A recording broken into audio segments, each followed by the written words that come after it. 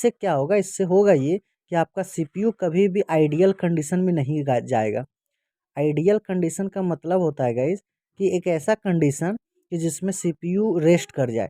Rest condition में कभी CPU नहीं जाएगा, हमेशा ये वर्किंग कंडीशन में होगा। और जब सीपीयू को हमेशा वर्किंग मिलता रहेगा तो इससे हमारी इफिशियंसी सीपीयू की अच्छी होगी और हमारा सीपीयू का प्रोसेसर भी अच्छा होगा।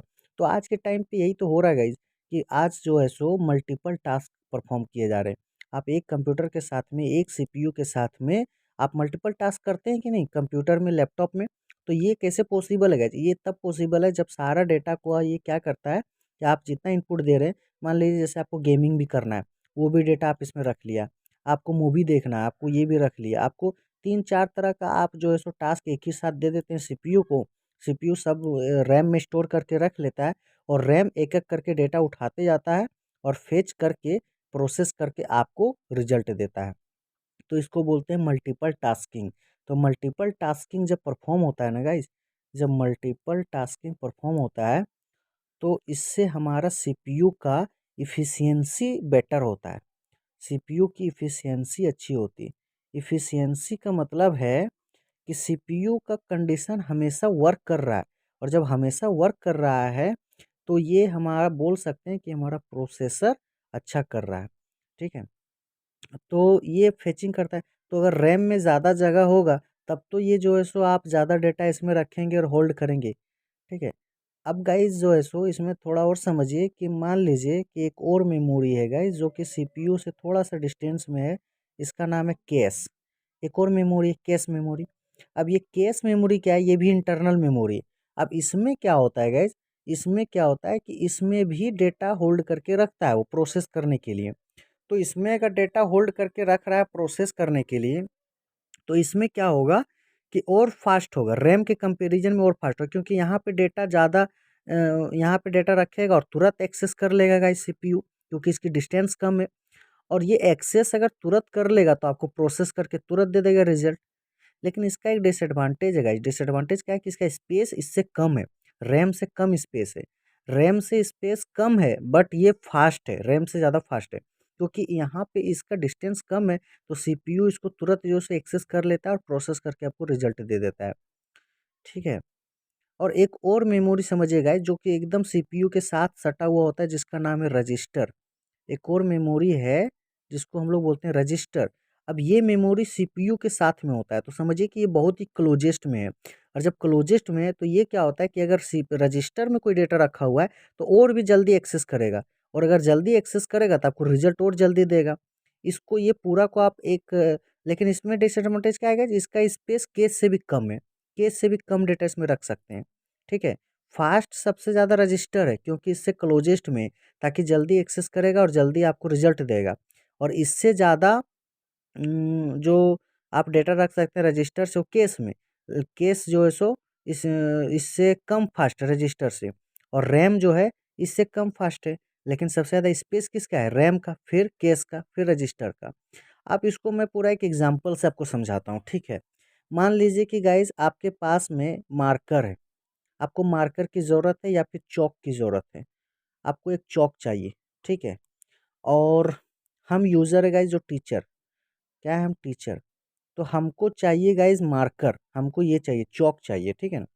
आप स्टूडेंट है, आप है एक सीपीयू, आपको मैं एक सीपीयू बना रहा हूँ, स्टूडेंट है आप है सीपीयू, ठीक है?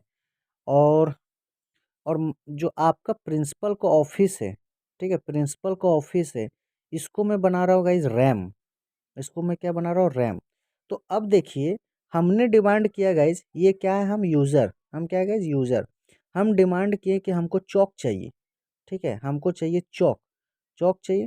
तो क्या करेगा गाइज़ कि आपको बोले जैसे ही बोले कि आपको चॉक लेके आइए, तो सीपीयू चॉक लाने के लिए कहाँ जाएगा गाइज़?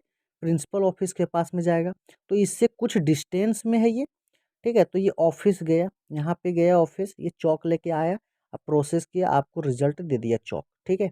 यहाँ पे ये जा कर के एक्सेस किया, या आप बोलिए इसको फेच किया और आपको यहाँ पे आउटपुट दे दिया, ठीक है ना? आउटपुट दे दिया। तो यहाँ से यहाँ तक जाने में सीपीयू को, स्टूडेंट क्लासरूम में बैठा हुआ है और ये ऑफ़िस में रखा हुआ है, तो इसको कुछ जाने में दूरी लगेगा, डिस्टेंस लगेगा। इस डिस्टेंस को गाइज यहाँ पे कुछ टाइम लग रहा है ना, इसको यहाँ से यहाँ तक लाने में, और इसको प्रोसेसर को यानी कि सीपीयू को टाइम लग रहा है, तो इसको बोलते हैं गाइज कि ठीक है इसमें कुछ टाइम लगा है प्रोसेस करने में। तो ये हो गया आपका रैम। अब अगर हम ये बोले कि आपका जो मार्कर है ना या चौक है, ये आपका हम यहाँ पे रख दे रहे हैं, कहाँ पे, आपके क्लासरूम में ही रख दे रहे हैं। आपका हम कहाँ रख दे रहे हैं, क्लासरूम में ही। तो आपका क्लासरूम क्या बन गया भाई, आपका केस। क्लासरूम बन गया आपका गाइज केस मेमोरी। अब आपका मार्कर कहाँ रखा हुआ है, केस। अब हमने क्या बोला आपको कि आपको मार्कर लेके आइए, तो आप मार्कर लेने के लिए आप प्रिंसिपल ऑफिस नहीं जा रहे हैं, आप केस में ही ढूंढेंगे, मतलब यहीं पे रखे हुए सामने में आप क्लासरूम में ही ढूंढेंगे। तो आप केस में जैसे ही जाएंगे, तुरंत यहाँ पे रखा हुआ आपको एक्सेस मिल जाएगा और आप यहाँ पे आउटपुट दे देंगे हमको। तो आपको यहाँ से तो कम टाइम लगा, यहाँ पे फास्ट हो गया ना केस में। अब एक और मेमोरी जो बताए रजिस्टर, आप रजिस्टर आप समझिएगा कि स्टूडेंट का बैग ही रजिस्टर है। जो बैग है ना स्टूडेंट का, वही मेमोरी आपका रजिस्टर है। तो अब यहाँ पे क्या होता है, यही आपका रजिस्टर है। यहाँ पे क्या होता है गाइज कि अभी आपका मार्कर कहाँ रखा हुआ है, चौक कहाँ रखा हुआ है, आपके बैग में ही। तो हम लोग ऐसा बोल सकते हैं, जैसे हम आउटपुट बोले आपको, हमको बोले इनपुट में कि हमको चौक चाहिए, जैसे चौक चाहिए सीपीयू तुरंत बैग खोला अपना, आपको मार्कर निकाल के दे दिया। और भी फास्ट हुआ कि नहीं। तो गाइज यहाँ पे क्या पता चला पूरा कंक्लूजन, कि अगर मान लीजिए कि आपके डिस्टेंस में रैम में रखा हुआ है, अगर आपका रैम में रखा है, तो आपको कुछ अमाउंट ऑफ टाइम लग सकता है प्रोसेस करने में। अगर केस में रखा है तो हो सकता है कि इससे ज़्यादा जल्दी काम हो जाए। अगर आपका रजिस्टर में रखा है तो और भी जल्दी काम हो जाएगा। क्यों, क्योंकि सब एक दूसरे के डिस्टेंस पर निर्भर कर रहा है ना।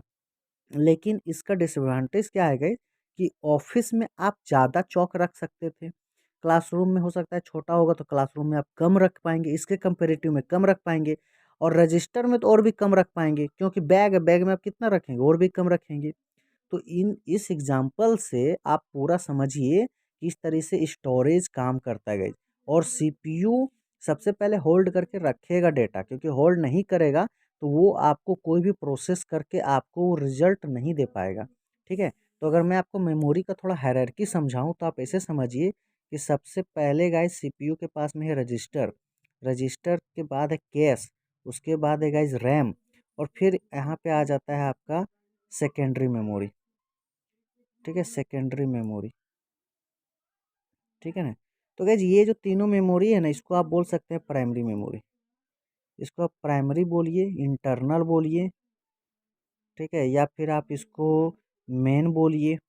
और ये आपका सेकेंडरी बोलिए, एक्सटर्नल बोलिए, external, secondary memory, external memory, ये सब। तो इसकी हायरार्की कुछ इस तरीके से बनती है गाइज, इस तरीके से आपका कुछ हायरार्की इसकी बनती है। इसमें क्या होता है, इसमें क्या होता है कि अगर मैं इसको इस तरीके से बढ़ता हुआ डायरेक्शन दिखाऊं, तो आप बोल सकते हैं गाइस कि इसकी डायरेक्शन जो है स्पीड के अकॉर्डिंग बढ़ रहा है। आप बोल सकते हैं ना, इसका स्पीड जितना है, इससे ज़्यादा इसका स्पीड है, इससे ज़्यादा इसका स्पीड है, इससे ज़्यादा इसका स्पीड है, स्पीड के अकॉर्डिंग बढ़ रहा है। और ये गाइस कॉस्ट के अकॉर्डिंग भी बढ़ता है।